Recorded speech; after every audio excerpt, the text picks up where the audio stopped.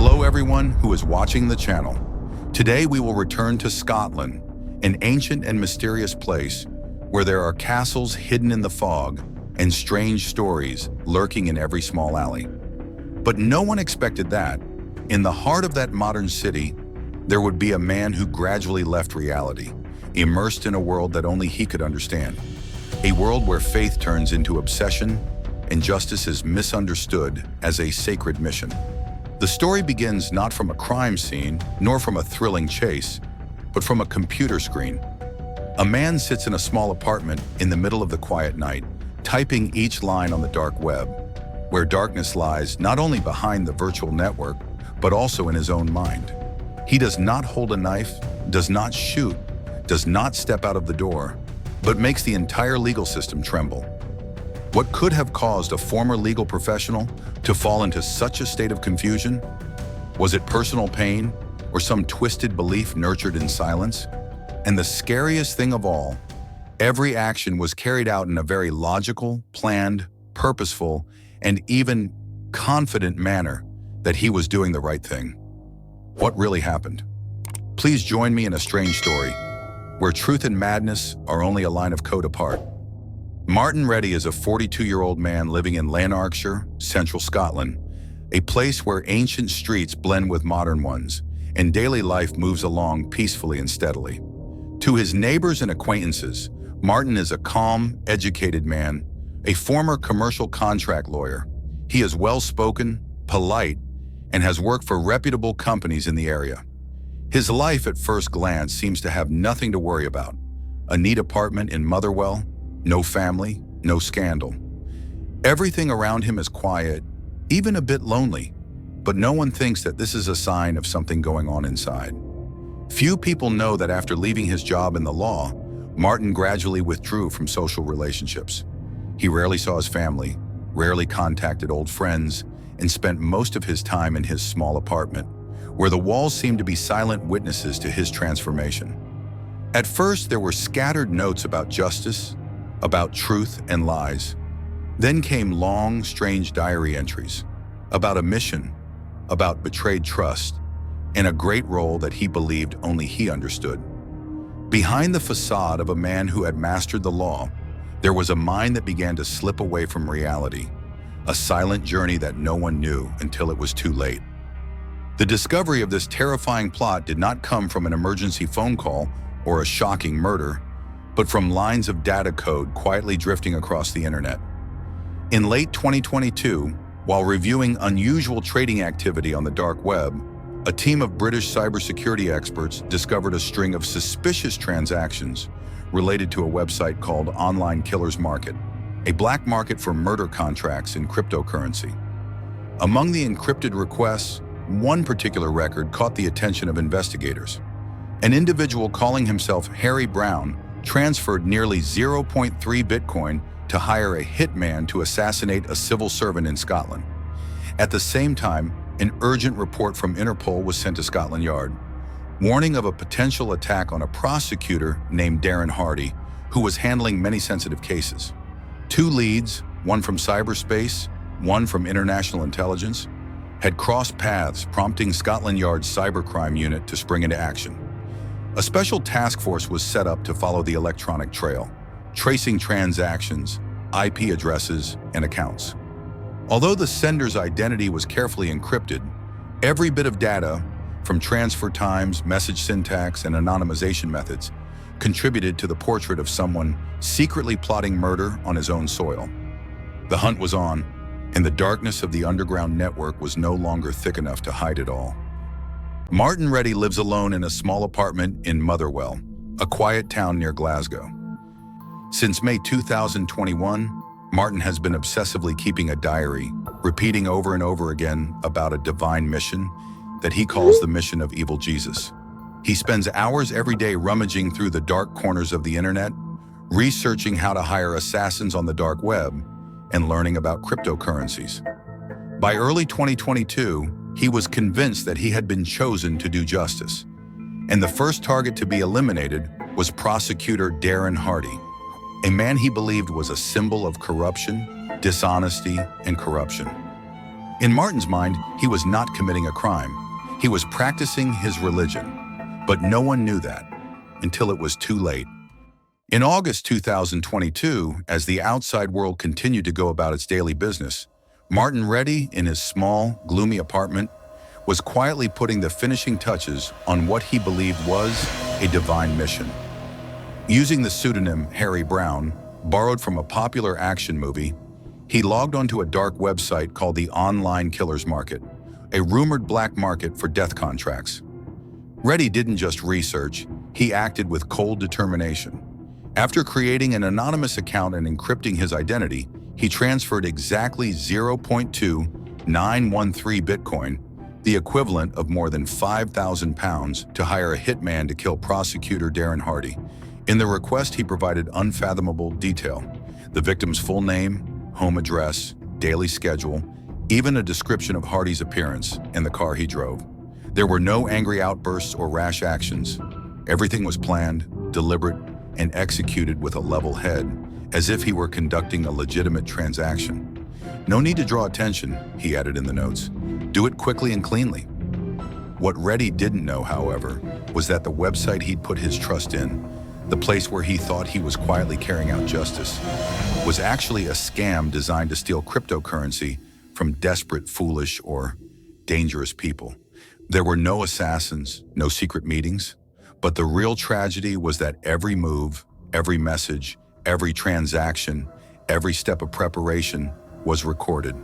While Reddy thought the wheels of fate were rolling toward Hardy, in fact, the wheels of justice were already in motion, and they were quietly rolling toward him.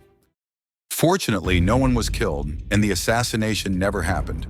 But when the authorities searched Martin Reddy's Motherwell flat, they couldn't believe what they found.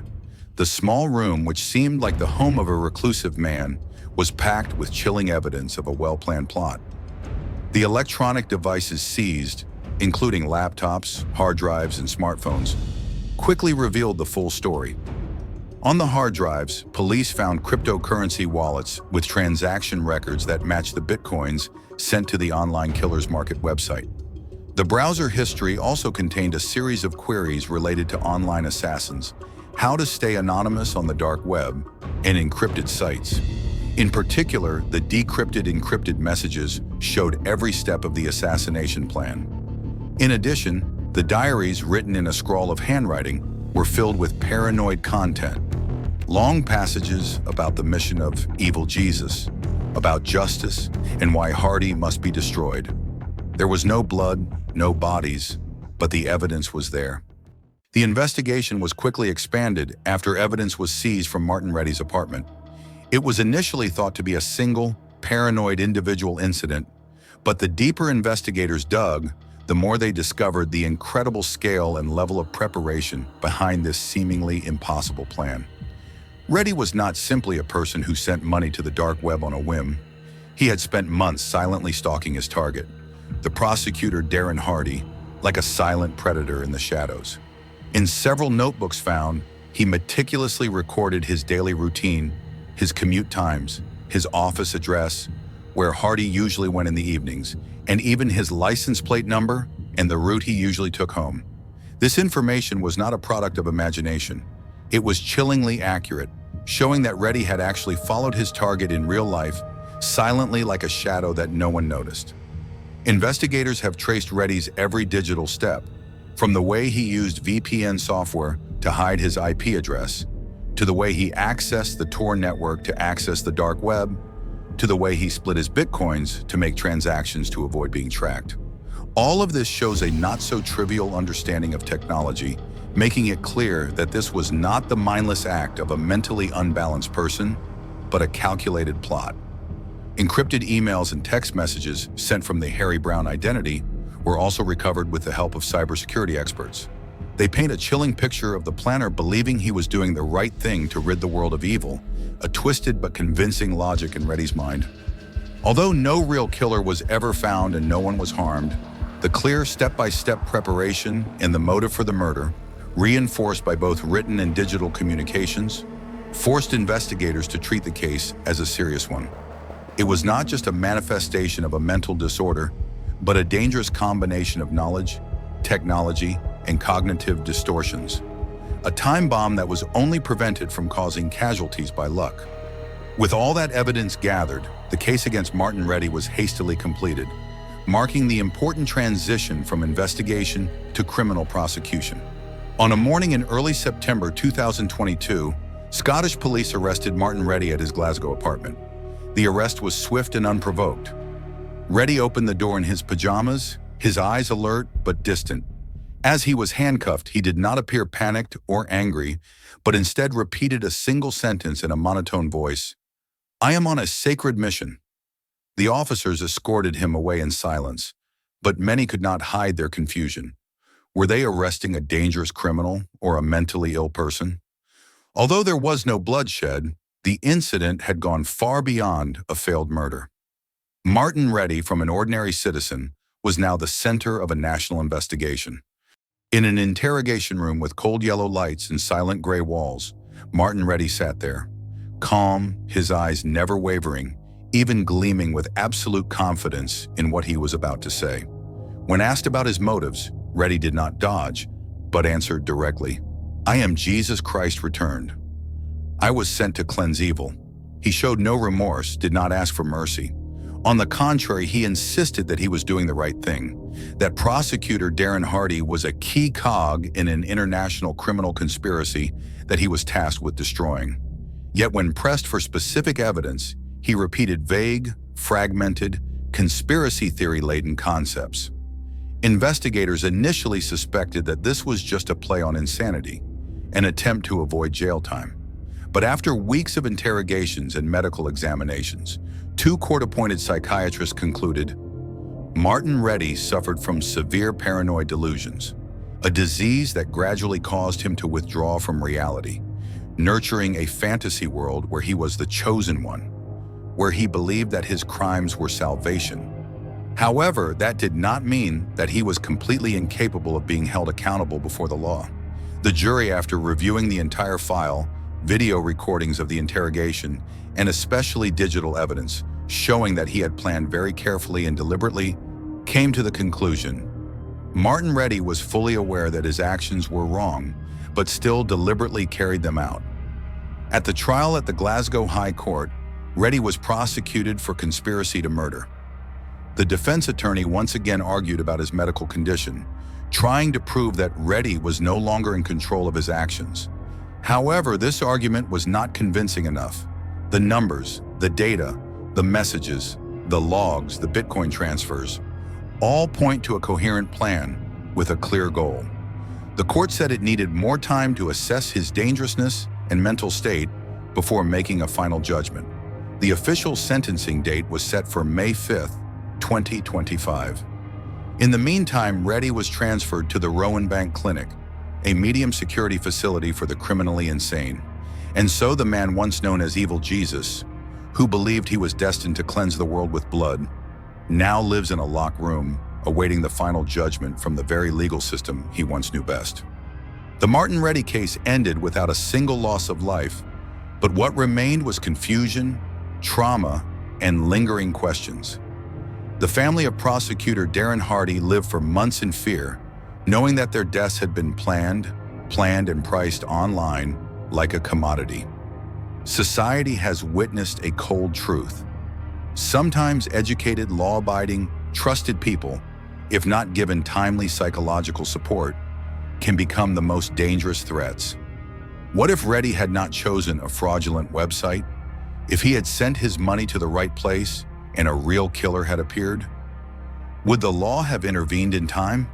This story is not only a criminal case, but also a warning about the potential dangers in modern society, about indifference to mental health, about the dark corners of the internet, where the boundary between reality and fantasy, between thoughts and actions, can be blurred in an instant. And sometimes just one click can trigger a real tragedy.